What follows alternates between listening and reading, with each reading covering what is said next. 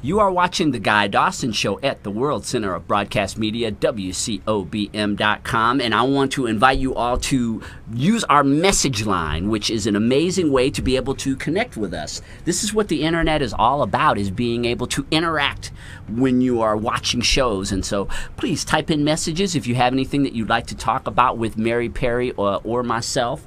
Also wanted to announce a radio show that I do every Tuesday at 6 p.m. It is called PR Connections, the Business Edition, and it airs at KDWN 720 AM here in Las Vegas, Nevada, and also KDWN.com worldwide. And on that show, we talk about all things related to business. We talk about investing, political activism, as Mary and I have been touching on a little bit so far on this show, as well as promoting businesses.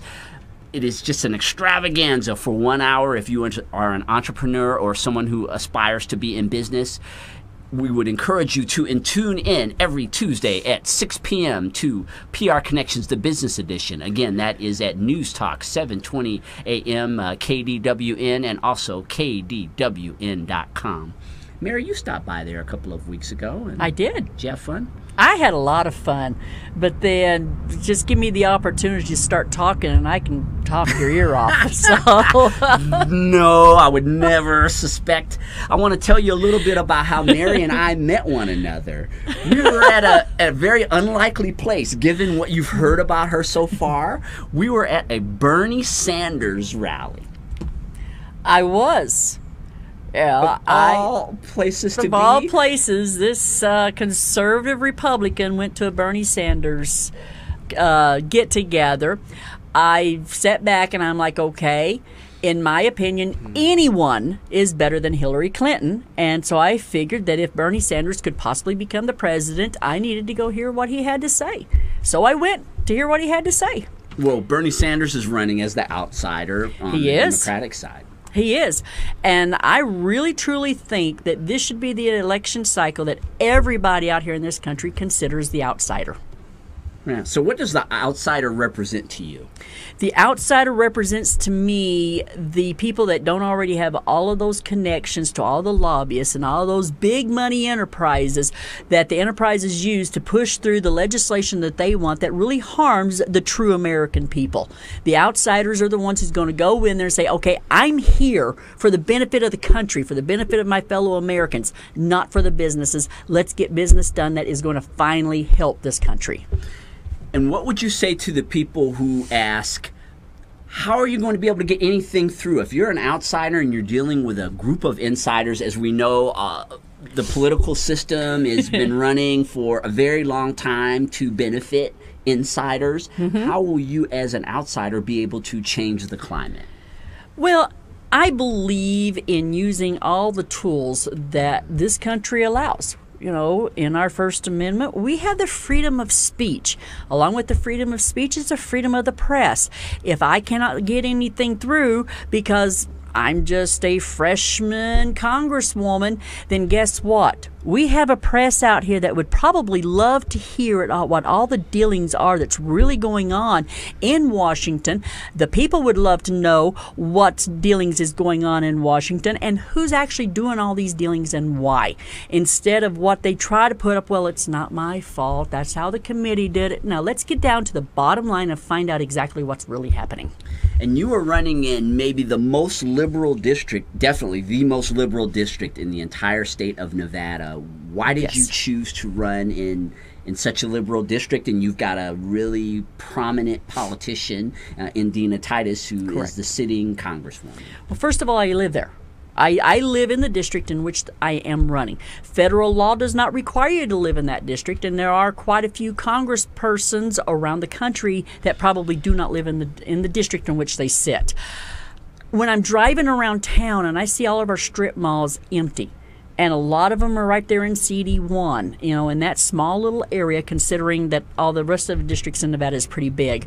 But when you're driving around and you see all these empty strip malls, and those strip malls and those empty parts, the apartments, the units, represent a failed business during the 2008 blow-up, when both the Republicans and the Democrats said, let's bail these businesses out. I'm sorry, that's why our bankruptcy laws are for. If your business did not succeed, don't bail them out. Let them file for bankruptcy. Let them start all over again, and do it right the next time. Wow. Well, having been in business during that time, as you were talking about, and and having seen the catastrophe, I started my business in 2008, and congratulations for still being here. Yes, but there were many of my fellow business owners who I knew who had good businesses and a lot to offer, who were unable to make it through the storm. And so you're in this congressional district where there has been a lot of upheaval, a lot of loss. Yes. And I would also like to mention to the audience that it is a congressional district that has been almost completely liberal for, 50 years. I don't think it's been that long. Don't remember exactly when Shelley Berkeley moved in and took over that district, and because there was a Republican before her. So it was, I don't know how long she was there. I do not know. But Congresswoman Titus has been there now for 2 terms, so that's 4 years. And Shelley Berkeley was there, I want to say, no less than 3 or 4 terms. So we're looking at probably close to 20 years. Yeah, it's been quite a while, and I've done research because we're working on this, and it's definitely going to be a real shift in the thought process of people within that district. And how are you working with the people within District 1 to make a shift in the consciousness, to get them to see that there is a different way that we can go about making change? Well, the liberals have been playing this game, and I'm going to call them the Democrats, have been playing this game ever since I can remember.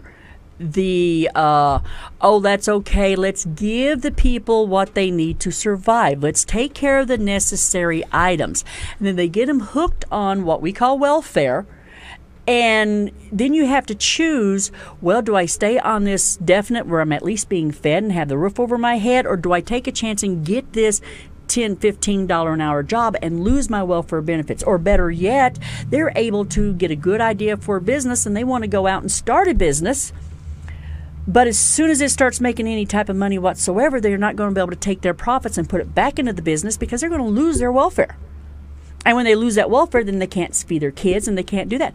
What I would like to do is take all this wasteful spending that this government seems to love to throw out there and put it in towards small business. Let's give these small businesses an opportunity, equal access to funds for everybody, and I mean everybody. Let's put people of color running these business organizations, like the Minority Business Development Agency. Why do we have a white man running that if it's for the minorities? He's not a minority. We either need to put a black person in there or a black woman in there, but somebody who's got the financial background so that they can help determine, are these businesses going to be viable? Put them in there. Let's leave these welfare recipients on that welfare and make sure that they're able to survive while they're building this business.